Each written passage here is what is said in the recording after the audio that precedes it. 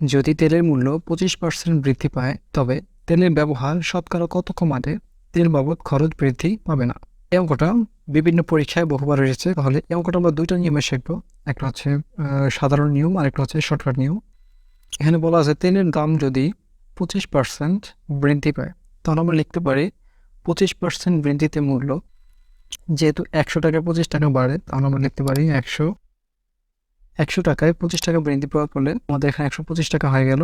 শতকরা আমাদের তেলের মূল্য কমাতে হবে, তাহলে আমরা লিখতে পারি 100 টাকার ব্যবহারে কমাতে হবে 25 টাকা। সুতরাং 1 টাকার ব্যবহারে কমাতে হবে 25 ভাগ হচ্ছে 125 টাকা। সুতরাং যেহেতু আমাদের শতকরা বলছে এই জন্য আমাদের হবে 100 টাকার 25 গুণ 100, আর এখানে হবে 125। আমাদের এখানে কাটাকাটি করা যায়, সুতরাং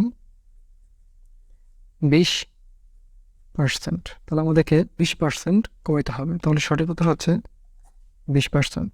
এবং কীভাবে 5 সেকেন্ডে করা যায় সেই নিয়মটা এখন দেখবো। এটা আমরা শর্টকাট নিয়মে কয়েক সেকেন্ডে করার চেষ্টা করবো। তাহলে শর্টকাট নিয়মে করার জন্য একটা আমরা ফর্মুলা ইউজ করবো। আমরা এই সূত্রটা অ্যাপ্লাই করে এই প্রশ্নের সমাধানটা কয়েক সেকেন্ডে বের করতে পারবো।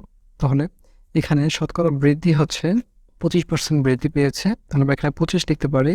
এবং বর্ধিত মূল্য আছে 100 টাকা, যেহেতু 25 টাকা বৃদ্ধি পায় বর্ধিত মূল্যটা আছে 125 টাকা। আর এখানে হচ্ছে যেহেতু আমাদের শতকরা বলছে এই জন্য এখানে আছে 100। তো এটাকে কাটাকাটি করলে হয়, সুতরাং 20%। উত্তর হচ্ছে 20%।